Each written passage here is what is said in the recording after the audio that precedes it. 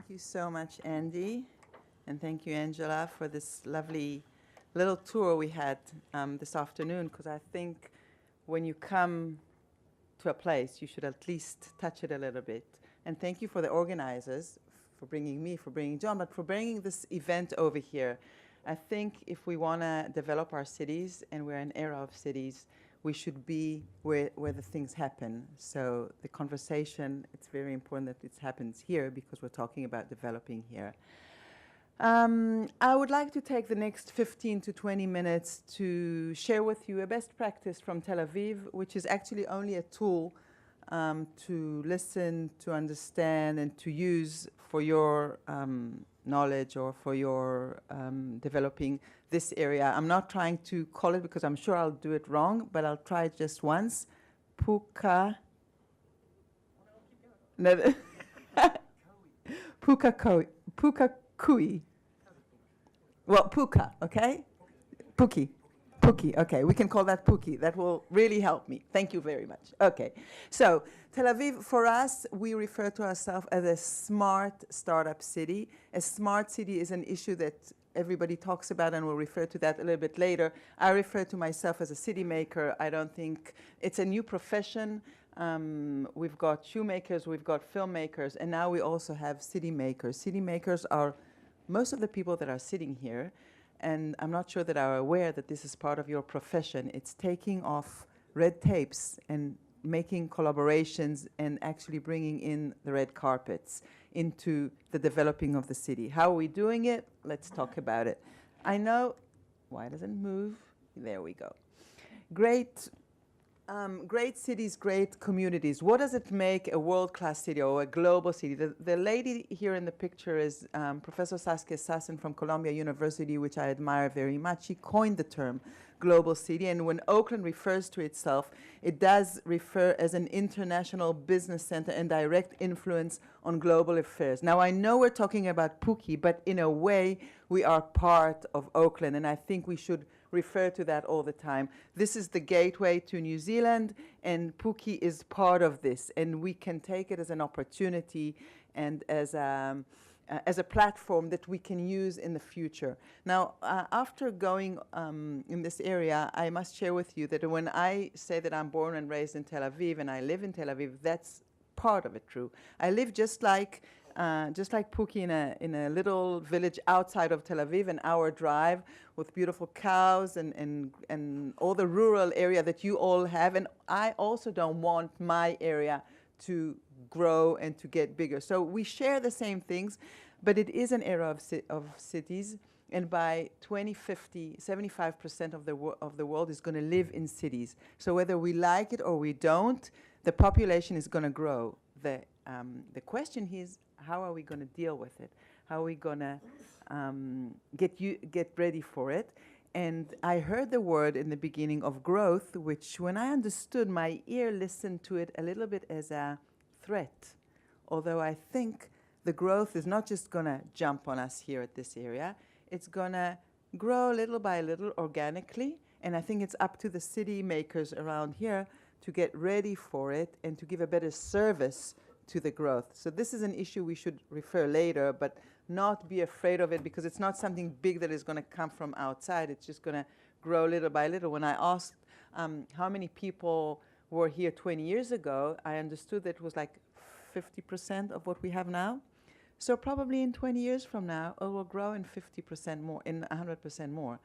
But that growth doesn't mean that it will have disaster. It will probably bring a lot of opportunities. So when Saskia and Sassen referred to that term, what she thought, or what they saw in their minds, is those global cities around the world: New York, Tokyo, London, Paris. The first tier, which Oakland and Tel Aviv are not part of that. We are not first-tier cities, and this is something important to understand. And those cities, if you close your eyes and the globe goes around, actually the business center doesn't go to sleep. The stock exchange keep on working. Over here now it's 7 o'clock. Back in London it's around 10 in the morning. In New York it'll be 2 a.m. or something like that. So the stock exchange keep on working. And when we put this slide 5 years ago, we never believed that Tel Aviv will be one of the 20 leading cities. Now, we're not. We're just perceived as so. And this is something for you guys to ask yourself. Where do you want Puki to be in 5 years from now?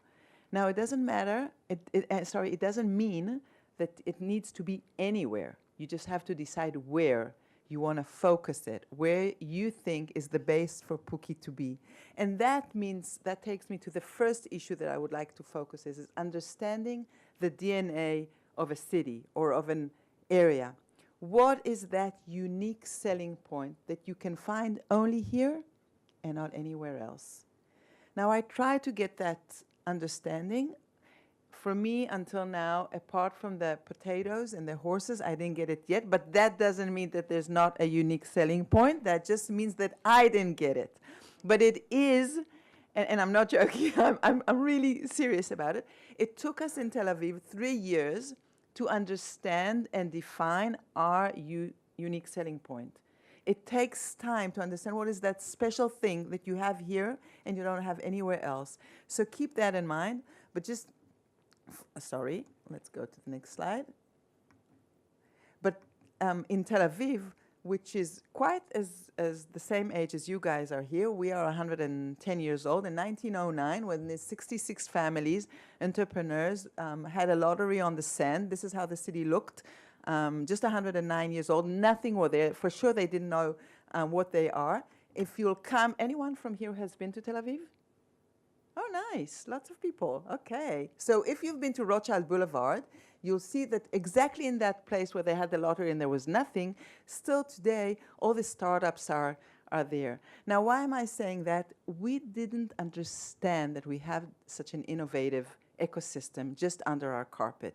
And I'm saying it, we, as the mayor, as the top leading municipality people, it's an issue that we need to define. So this is the first thing just to bear in mind. What is our unique selling point? Then, how do we want to attract people? Now, I know some of the people that are sitting here don't want to attract people, and that is fine. But if you want it or you don't, human resource will be attracted to here. So how are we giving them the best feeling of what they want? We're talking about creative class. This is the new human resource that they don't need factories.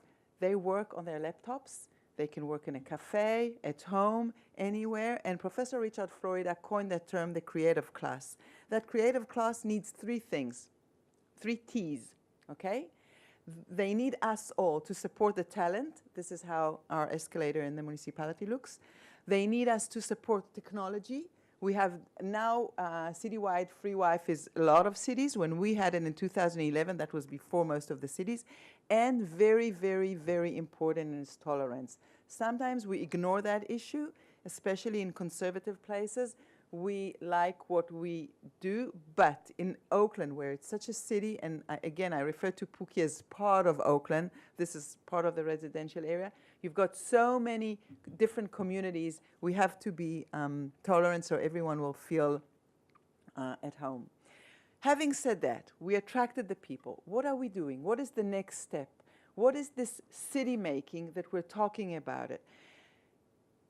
We can take a place and, shuffle it and build something new, or we can take the city as it is, find the stories, the unique things that are there, and just make them a little bit different. What you see here, that little duck on the mayor's office, this is the municipality hall. Now, when a small community of illustrators approached me and they said, we want to put the duck on the roof, it sounded quite, weird or awkward or whatever. But the thing is, I understood that maybe I don't know what is this duck and why is it so important and why to do that. But if you want your residents to really feel that the city is there, just like you would give, I think, this is what I would do, you would give your kid to put their toy in the middle of the saloon on the sofa, you should give your residents what they want and would make them comfortable. So if that duck is out there and it made a smile on so many people around Tel Aviv, this is a red tape that I think should be taken off, because there was all the reasons why not to put the duck on the roof, right? Budget, stupid, storm regulations, right? The wind in Tel Aviv, whatever. But you don't know how much this 10,000 shekels, which is like $2,000 that we invested in this project, it brought us more PR and more good connections with the residents than any other thing. So what I'm trying to say is not that this was so clever as an issue by itself, but it was very strong as connecting the residents and giving them the engagement that they really want to feel that the city is theirs. How are we connecting the young people that are just at the back there, and I'm very happy to see such young listeners in the audience, how are we connecting them and giving them the feeling that this city is part of their life and that they can really influence and they can put their skateboards or ducks or, I don't know, what do you want to do? What do you want to put and where? Your bikes, exactly. Do we listen to them? Do we know what their needs? What hurts them? How would they feel better around town? This is part of city making. Another part, this is a nice example from Vienna, is the private sector. I think, and I'm a civil servant, I think we as the public sector, we always are one step behind the private sector. We should look at the private sector. They invest their money, they go before us, and then it's us. And when I saw in Vienna that a lady put money and invested in the Tel Aviv brand, we understood that the Tel Aviv brand is probably a little bit more than what we understood. And then we initiated Tel Aviv Global. So again, just look out there. If somebody from the private sector is doing something in Pookie that we don't even know why he's doing it and why, but if he's investing in it money, wait and see, and sometimes even collaborate with it. Probably there's a good example. Another example is to learn from other cities in the world. In 2011, we went to Michael Bloomberg, mayor of New York, and we said, okay, we are Tel Aviv, a tier 2 city. How can we get global? Please advise us, just like you called me. So with all due respect, we went to Michael Bloomberg. We thought it's someone to learn from. And he said, well, guys, and when I'm saying it's the mayor, Oren Huldai, my boss, me and the rest of the team, he said, guys, go back home. You've got such an innovative ecosystem in Tel Aviv that you're not aware of. We're actually learning from you on that issue. You've got this startup scene. We were not even aware. He sent us to go and learn about a co-working space. Now a lot of people are aware of WeWork and all those places. Back in 2011, only in New York it was there. So sometimes we don't need to invent the wheel. Just go to other places, tailor-made, whatever you need for your city. And then what we did is we came back home, and after half a year, we took an old neglected library in the best area. We made it a co-working space. And until now, this was 2011, now we're 2018, it still works and has lots of teams and entrepreneurs that are working there. Now, again, that is as an example. It wasn't easy. Of course, the head of librarians thought I was crazy, and the CEO of the city explained me that there's no budget and we cannot go and it's not in the work plan. But if you see an opportunity and you think it fits, go and do it. The worst case scenario is that you'll fail. And a failure is also sometimes another way just to the next step. But then once you decide on your way, make a work plan. By the way, when we made this work plan in 2012, we didn't know how to approach the startup ecosystem. What do we do with these entrepreneurs that, that deal with technology? And how do the people of Tel Aviv refer, and how do they find themselves as part of the startup city? People told me, I'm not a technology person. By the way, don't tell anyone. I'm very bad on technology. Whenever I need anything to be fixed with my telephone, I go to my daughters that are 23 and 25. They fix everything. But still, I feel very comfortable as part of the startup story of Tel Aviv because we are entrepreneurs. So again, here what we did is we built a workshop. It took a work plan, It took us time about reducing city taxes, startups around the town, et cetera, and then we went with it. Now, when I'm talking about that, another thing that I heard today in our little tour is that there's a real issue of roadings, right? But when we thought about it a little bit more, the issue, I'm not sure, is the roads, because the roads are fine. They're fixed. It's just they're jammed, and there's a big, actually, problem of transportation. So sometimes you need to sit with the people, define the issue. You feeling uncomfortable with what I'm saying? Oh, okay. Thank you. Again, maybe I'm wrong, and I asked you not as a because maybe the way I see things or the way I listen is wrong, but this is what all this is about. Just thinking, brainstorming, bringing some ideas, and some will be right, some will be wrong. But getting back to roads and transportation, the roads are fine. The transportation is an issue. So if the transportation is an issue, we should sit down and see how we're fixing that, finding solutions. And there's all different solutions. All new buildings in Tel Aviv, no parking. We don't want people to get to institutions with cars, one. Second, high taxes on cars going into the city. We want people going in transportation and in public transportation. Third, you have 3 lines. 1 line is only for carpools. Push people to use 4 or 5 people in 1 car. We love our cars. I know I love my car. It's my home. This is where my lipstick is, and this is where my Apple is, and this is where, I can talk privately on my phone.